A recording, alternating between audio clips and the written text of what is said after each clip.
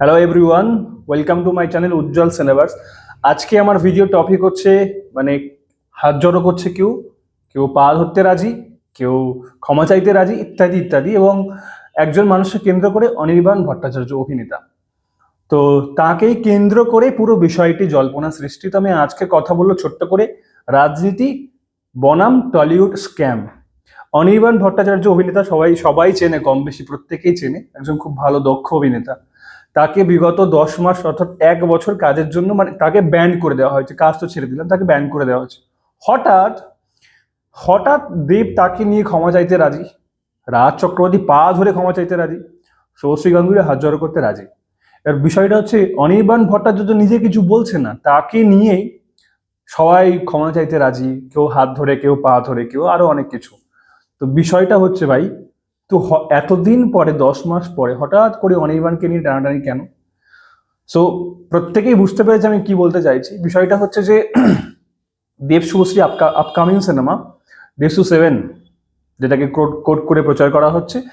কিছুদিন আগে দেব 51, এখন দেশু 7 নামে একটা কোড করে প্রচার করা হচ্ছে। সেখানে ওখানে মানে বিপরীত ক্যারেক্টারে অ্যাজ আ ভিলেন অনির্বাণ একজন খুব দক্ষ অভিনেতা হতে পারে, তাকে তাদের এই সিনেমায় প্রয়োজন। এইবার এই সিনেমায় যেই ডিরেক্ট করো না কেন, তোর রাজ চক্রবর্তী করুক বা অন্য কেউ করুক, কিন্তু বিষয়টা হচ্ছে যে এতক্ষণ মানে এতদিন তার অনির্বাণ ভট্টাচার্যকে প্রয়োজন পড়েনি, তাই তারা ব্যান্ড তোলা নিয়ে কোনো মুখ খোলেনি। ঠিক আছে, কিন্তু সব থেকে মজার বিষয় দেখো, একটা মানে টলিউড ইন্ডাস্ট্রি, একটা আর্টিস্ট ফোরামে একটা ব্যাপার আছে, একটা গিল্ডের ব্যাপার আছে, একজন অভিনেতাকে ব্যান্ড করে দিল। কিন্তু সেখানে এই যে এত নিয়ম, এত প্রশাসনিক ব্যবস্থা, এত তোর টাকা মানে টাকা মেরে দিলে টাকা পাইয়ে দেওয়ার ব্যবস্থা, এত নিয়ম কানুন, সিনেমা দেখো না, মানে এত টাকা সিনেমার নিয়ে না বানালে সিনেমা হলে রিলিজ করা যাবে না, যে কোনো সিনেমা এরকম হলেই সেটা সিনেমা হলে রিলিজ করা যাবে না, আটকে দিতে হবে। কিন্তু একজন অভিনেতাকে বসিয়ে দিলে ইন্ডাস্ট্রি সবটা মেনে নেবে। মানে একজন দক্ষ অভিনেতা, যে এত ভালো পারফর্মার, তাকে বসিয়ে দিল এবং ক্ষমা চাইছে কার কাছে? রাজনৈতিক যে বড় বড় মাথা, তাদের কাছে ক্ষমা চাইছে। হোয়াট ইজ দিস ভাই? একজন আর্টিস্ট কাজ করবে কি করবে না সেখানেও তোমাদের হস্তক্ষেপ। হ্যাঁ, তাকে ক্ষমা চাইতে হচ্ছে আর তাকে আর্জি করতে হচ্ছে যে আমরা ক্ষমা চাইছি, পা ধরে হাত করো জোর করে। কি তোমরা দেখো বিষয়টা, এই একজন অভিনেতা বসে আছে।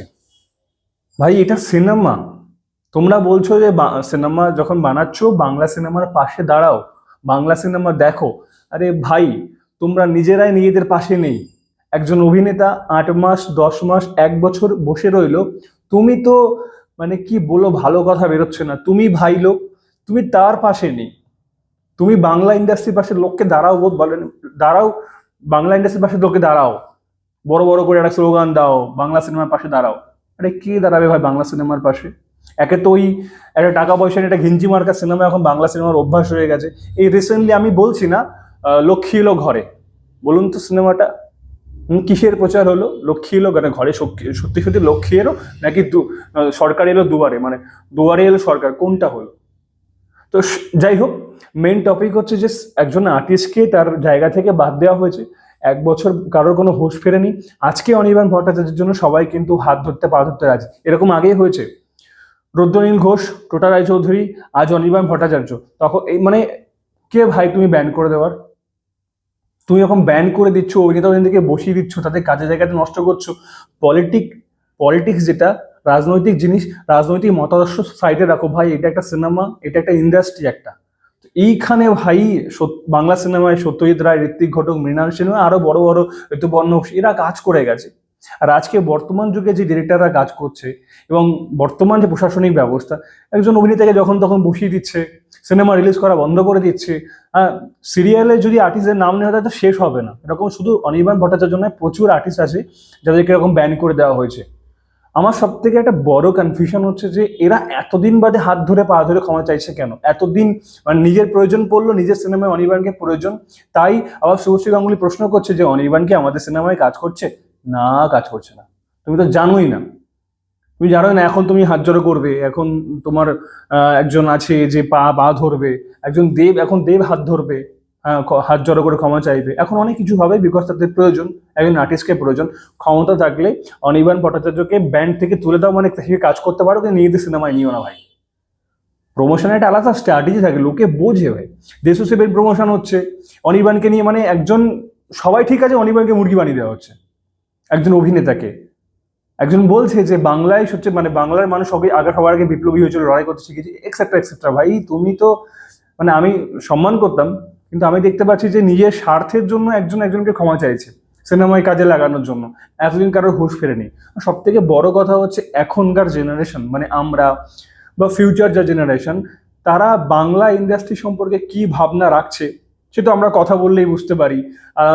পার্শ্ববর্তী আলাপ আলোচনা শুনলে বা একে অন্যের সঙ্গে বন্ধুর সঙ্গে কথা বললে বুঝতে পারি যে বাংলা ইন্ডাস্ট্রি কি করুণ অবস্থা হতে পারে আগামী কিছু বছর পরে, তার কোনো আন্দাজ নেই। এখন তো প্রমোশন স্টাডিরা রাস্তায় হয়ে গেছে। সেই প্রমোশন ভালো জিনিস, কিন্তু প্রমোশন রাস্তায় হচ্ছে, এরকমটা আগে ছিল না। আগে সে ভালো সিনেমা লোকে দেখতো ভাই, এত বাড়িতে গিয়ে বলার মতো, রাস্তায় উঠে বলার মতো কিছু ছিল না। তো তোমরা বলছো যে বাংলা সিনেমার পাশে দাঁড়াও, আগে তোমরা নিজেদের পাশে দাঁড়াও, নিজেদের শিল্পীরা পাশে দাঁড়াও। তোমার একজনকে ব্যান করে দেওয়া হয়েছে, প্রচুর এরকম আছে যারা অনেকে ব্যান্ড হয়ে আছে সিরিয়াল সিনেমা সব দিক থেকে। তো একজনের নাম করে প্রত্যেকটা হচ্ছে প্রত্যেকে বলছে তুলে দাও, ব্যান্ড তুলে দাও। আরে অনেকে সবাইকে সবার ব্যান্ড তুলে দিক, সবাইতে কাজ করতে পারে। তবেই বললো ভাই তোমার হাত জড়া করা, পা ধরা একদম যথাযথ। সবাইকে যদি কাজ করতে কাজের জায়গায় ফিরে আসা যায়, নাহলে ভাই নতুন জেনারেশন যেটা দেখছে আর যেটা শিখছে সেটা খুবই খারাপ একটা বিষয়, ভীষণ খারাপ একটা বিষয়। তোমরা যদি না থাকতে পারো এরকম শিল্পীর পাশে, তাহলে বলোই না বাংলা সিনেমার পাশে এসে দাঁড়াও, ঠিক আছে? অন্তত এই ভুলভাল কথাগুলো বলো না। আর আমাদের যে নিউ জেনারেশন যারা আসছে, ইন ফিউচার যারা আসছে বা আমরা যারা আছি, আমাদের কাছে এটা খুব মানে খুব খুব খারাপ একটা দিক তৈরি হচ্ছে যে বাংলা টলিউড ইন্ডাস্ট্রি সম্পর্কে, সেটা যেন না হয় ভাই। আর তোমরা যারা ভিডিওটা দেখছো, ঠিক আছে, দেব, রাজ, শুভশ্রীদের ক্ষমা চাওয়ার সঠিক উদ্দেশ্য ঠিক আমি যেটা বললাম সেটাই, নাকি অন্য কোনো কারণ?